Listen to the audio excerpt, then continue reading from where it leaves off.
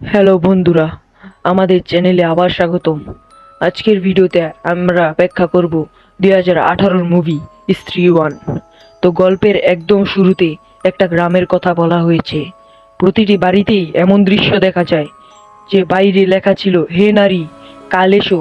ভেতরে বাড়ির কাছাকাছি যাচ্ছিলেন, এবং যদি সেই কাছাকাছি ওই স্ত্রী কালানা বাইরে লেখা, তাই সে ওই ঘরে। তারপর একটা বাড়ি দেখে যেখানে গতকাল নারী প্রেমের কথা মুছে গেল। তারপর ওই মহিলা বাড়ির ভেতরে যায়। একজন পাহারাদার ছিল। মহিলাটি সে প্রহরীকে দুবার বলেছিল। প্রহরী ফিরে আসার সাথে সাথে মহিলাটি ওপারে এবং প্রহরীকে আক্রমণ করে। এটি হঠাৎ অদৃশ্য হয়ে যায় এবং যা অবশিষ্ট থাকে তা হলো তার কাপড়। এরপরে আমরা বিকি নামে একজনের সাথে দেখা করব। দেখা যাক সেই ছেলেটির চরিত্র, যার রাজকুমার অভিনয় করেছেন রাও এবং বিকি। বন্ধুরা, যাদের নাম ছিল জানা আর বিট্টু, এই মানুষগুলো চান্দেরি নামক গ্রামে থাকতেন এবং এখানে পুজোর সময় শুরু হয়ে গিয়েছিল। সবাই, যার মধ্যে হে নারী ঘরের বাইরে কালানা লেখা পাচ্ছিলাম, কারণ এখানকার মানুষ বিশ্বাস করত পূজার 4 রাতে নারীদের পুরুষদের তোলা উচিত। যখন সে যায় এবং চলে যায়, তখন শুধু তার পোশাক।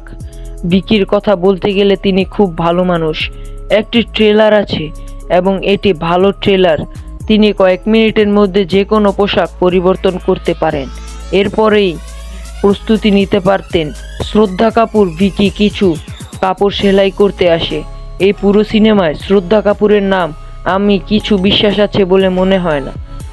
আলাপকালে বিকি পূজার রাতে মন্দিরে যান। আমি আপনাকে এখানে আমার সাথে দেখা করার জন্য আমন্ত্রণ জানাচ্ছি। আর বিট্টুকে দেখি, তার নাম রুদ্র। রুদ্র দুজনেরই মানুষের সাথে দেখা করে রাতে একা হাঁটতে অস্বীকার করে। তাদের মতে মহিলাদের শিকারে বের হয় রুদ্র বলে যে এটা অবশ্যই মহিলার সাথে করা হয়েছে।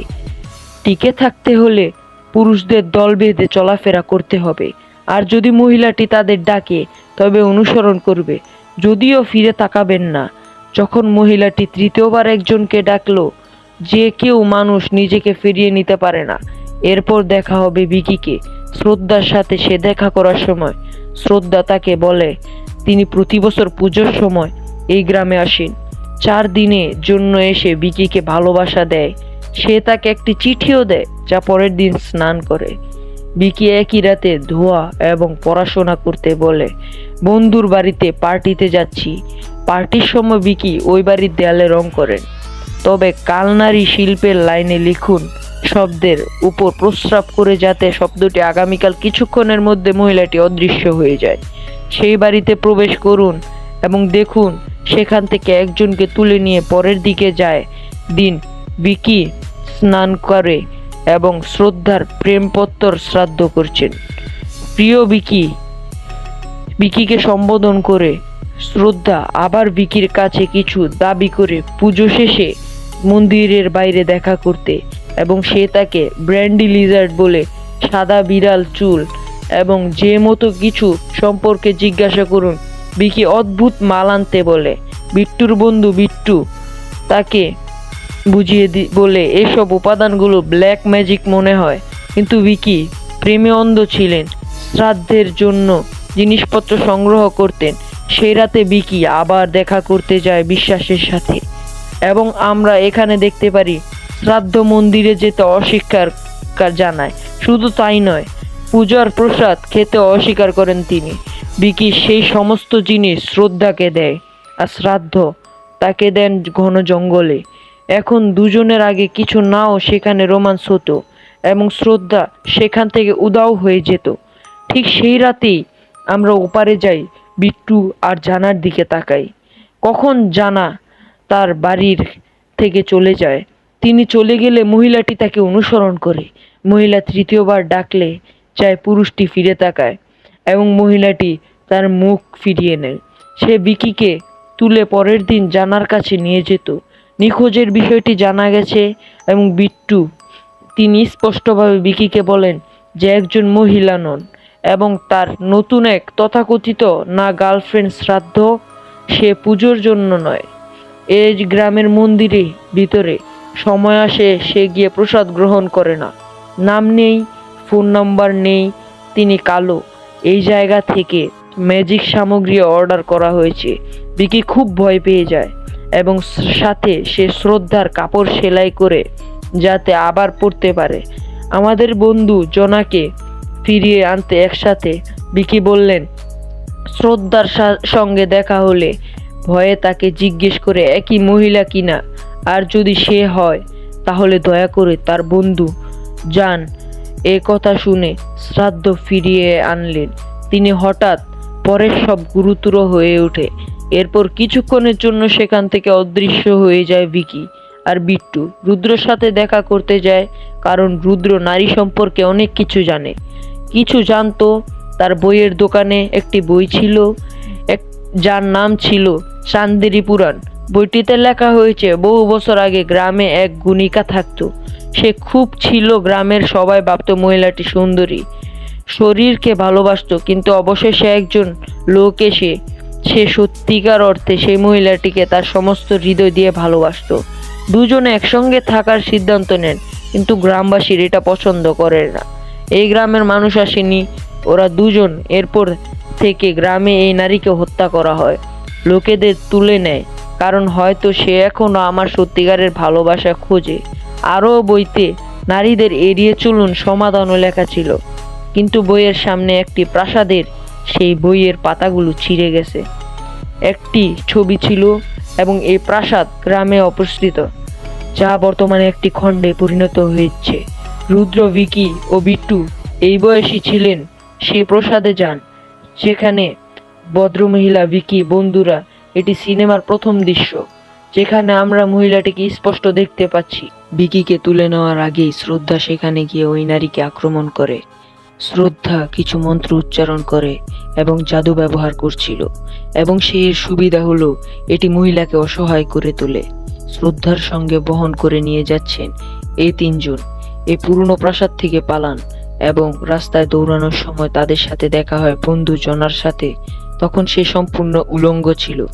ওই লোকেরা জনাকে বাঁচায় এবং তাকে ফিরিয়ে আনে। শ্রদ্ধা জানায় সে যে এই গ্রামে কিছু করতে চায়। বছরের পর বছর ধরে নারীকে ধরতে আসছেন।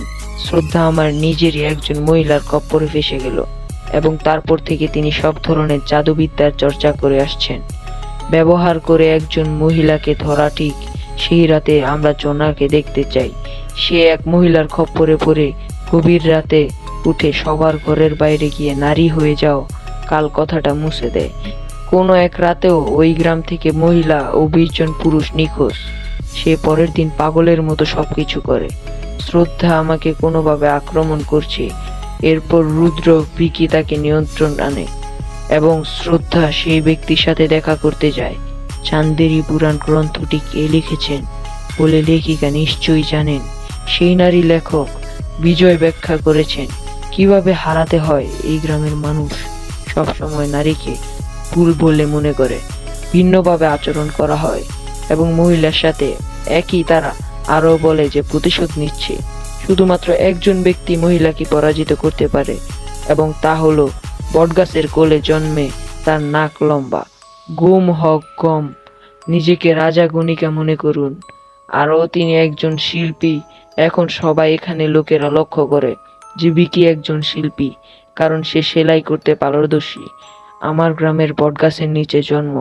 তার রং ছিল গম, নাকও লম্বা, এবং সে নিজেও এখানে একজন বিশেষ ব্যক্তি। তাকে রাজার চেয়ে কম মনে করেন না। ব্যাপারটা এমনও যে তার মা ছিলেন গণিকা, এবং একভাবে তিনি একজন ব্যাচেলর গণিকা ছিলেন, কিন্তু তিনি এটা জানতেন না।